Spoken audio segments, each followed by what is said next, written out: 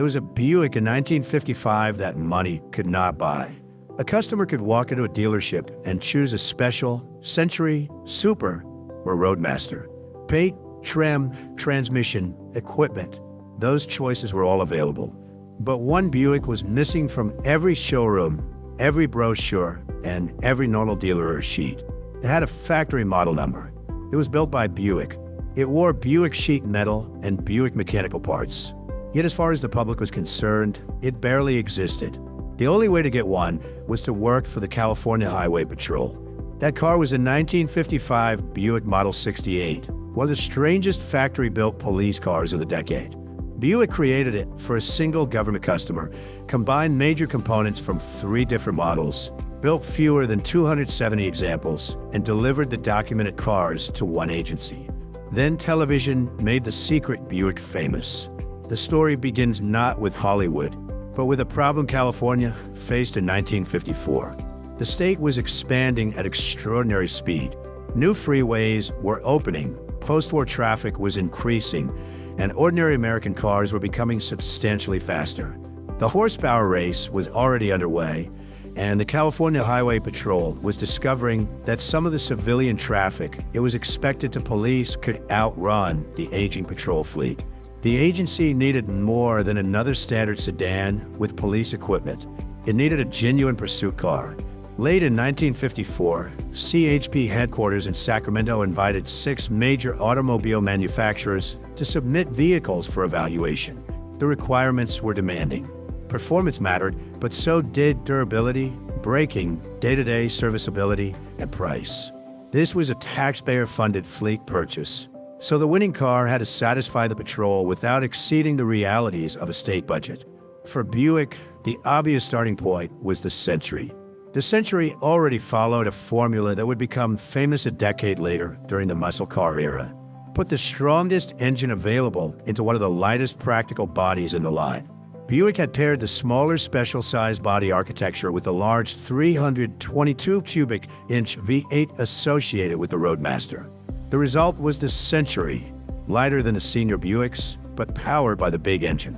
Long before the Pontiac GTO popularized the same basic idea in the 1960s, Buick was already selling a car built around the small body, big engine philosophy. The name had performance history behind it as well. The original Buick Century of the 1930s had been named around the idea of reaching 100 miles per hour, a century of speed. That early model acquired the nickname Baker's Hot Rod. By 1955, the Century was Buick's obvious performance choice. For the CHP, however, there was a body style problem.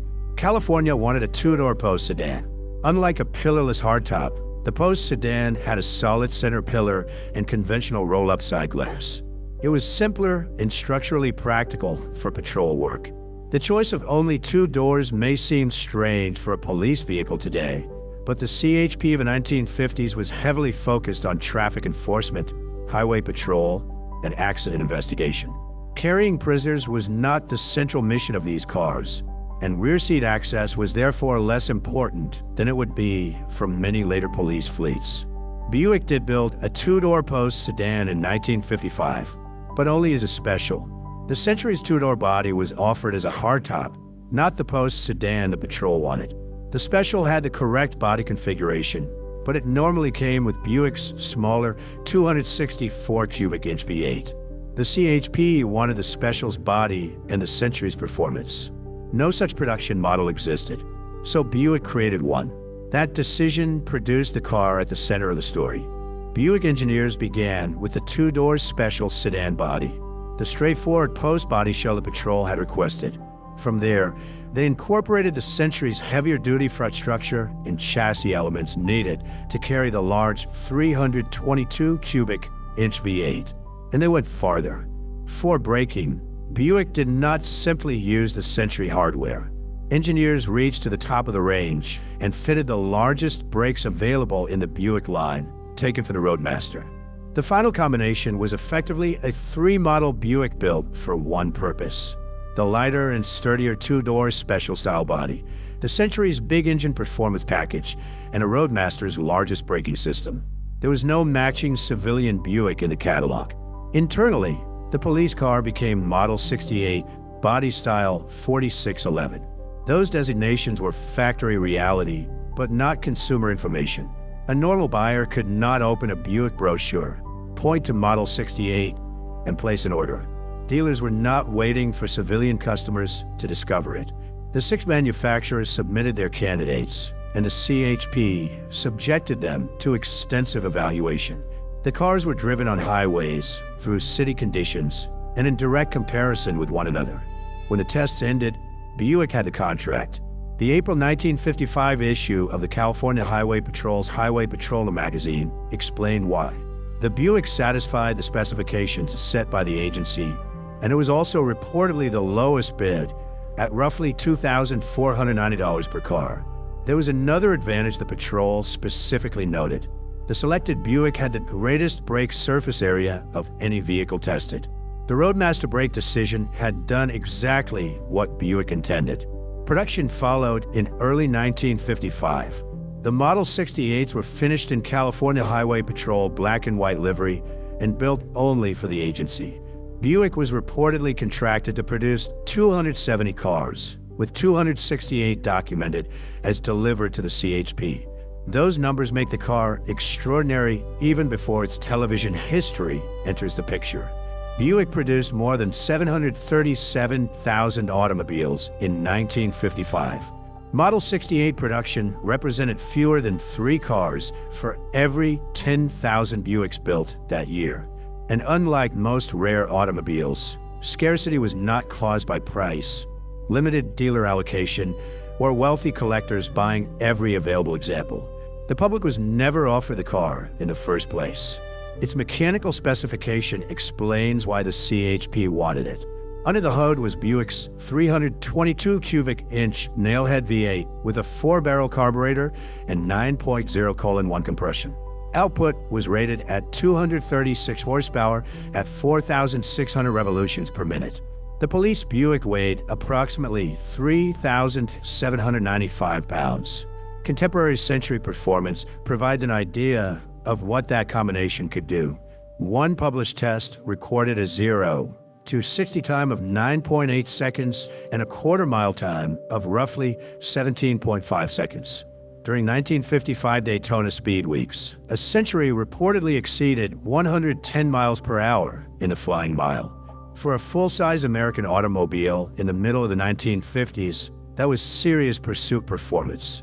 The CHP did not stop at simply buying the fastest package it liked. It used the order to conduct another comparison. The fleet was divided evenly by transmission. 135 cars received the standard 3-speed manual. Another 135 were fitted with Buick's new variable pitch Dynaflow automatic. The agency wanted real-world evidence about which transmission was better suited to patrol and high-speed pursuit service. Instead of relying entirely on factory claims, California effectively placed both versions into a fleet-scale experiment on its own roads. One of the surviving test stories captures how hard the patrol pushed the equipment. During a dynamometer session recorded in the same 1955 highway patrol material, one Buick produced 148 horsepower at the rear wheels.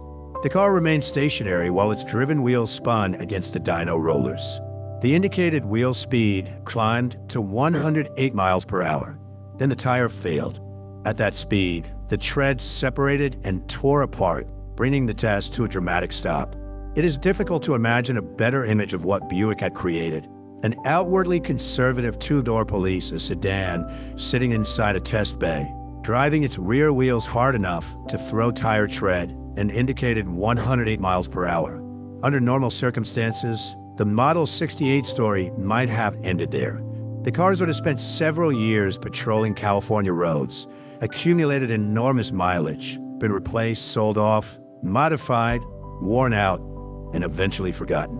With only 268 documented deliveries, they could easily have become one more obscure fleet, special known mainly to police car historians and Buick specialists.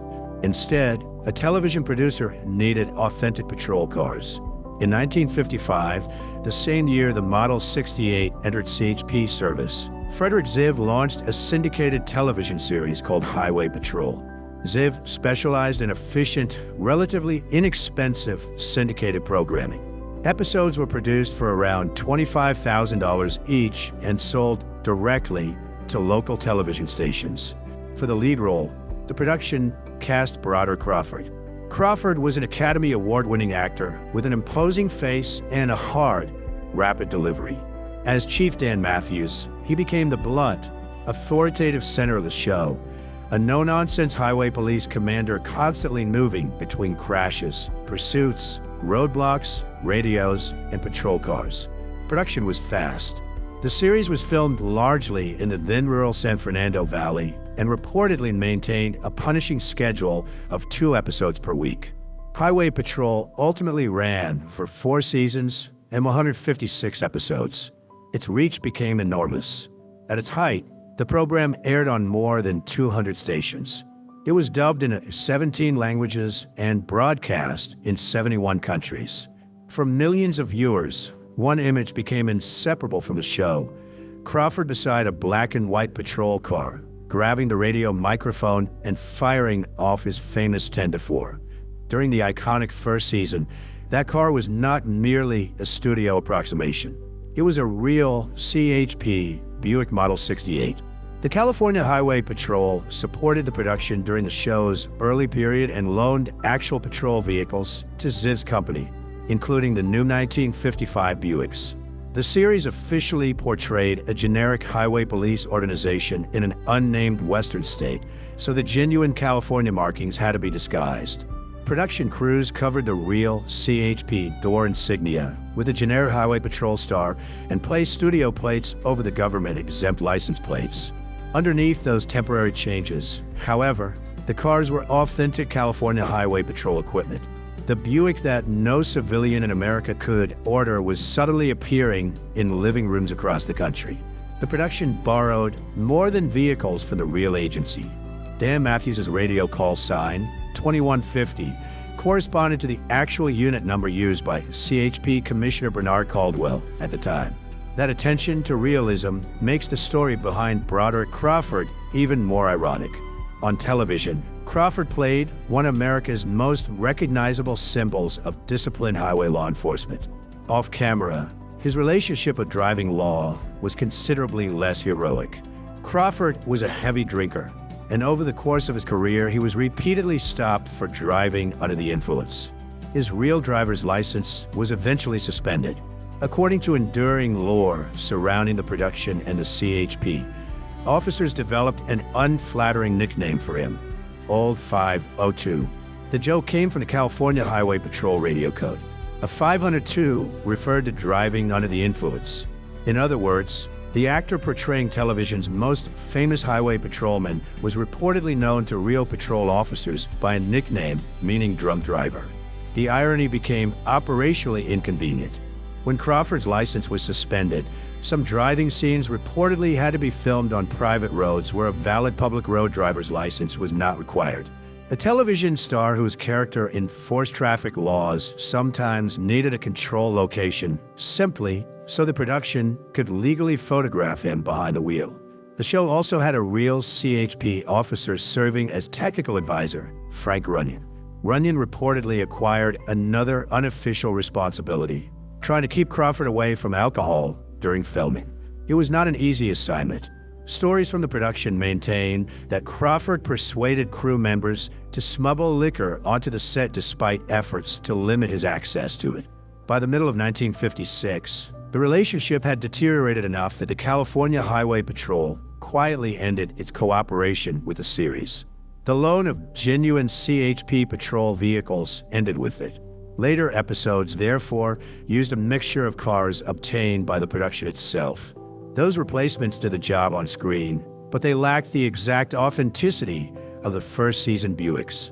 By then, however, the Model 68 had already secured its place in popular memory.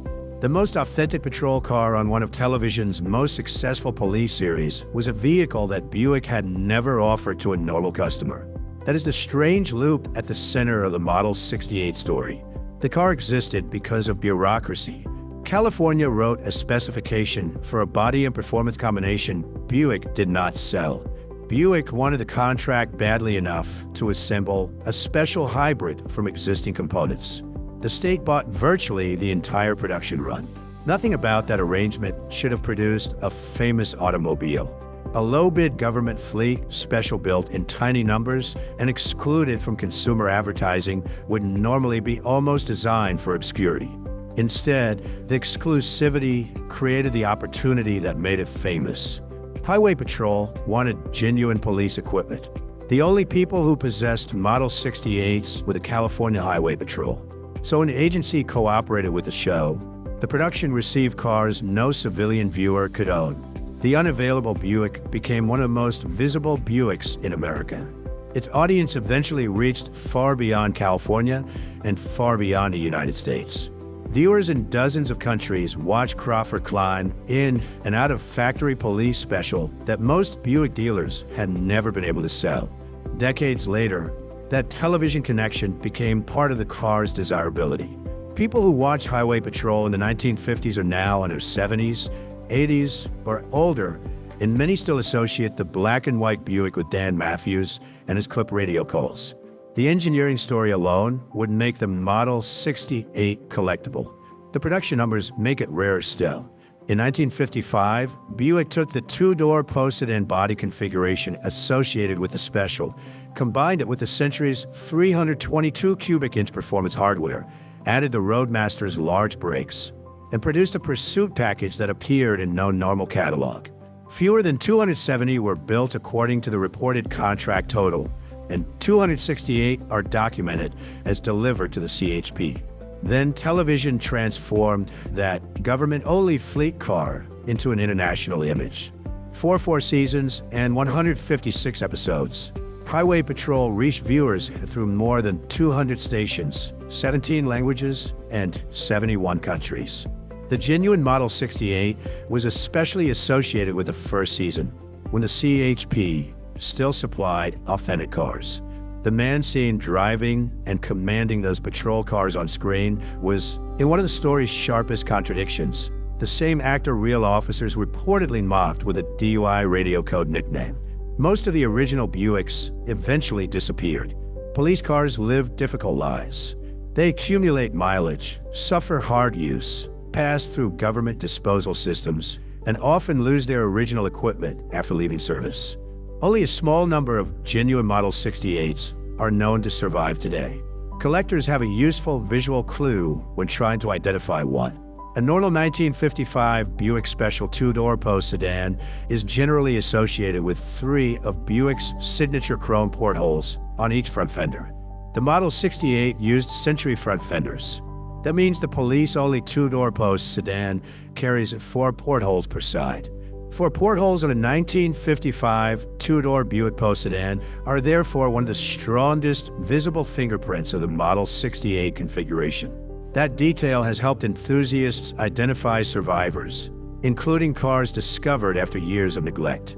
Other evidence can remain even after police equipment has disappeared. Some cars still show drilled mounting holes in the fenders where CHP spotlights had once been installed.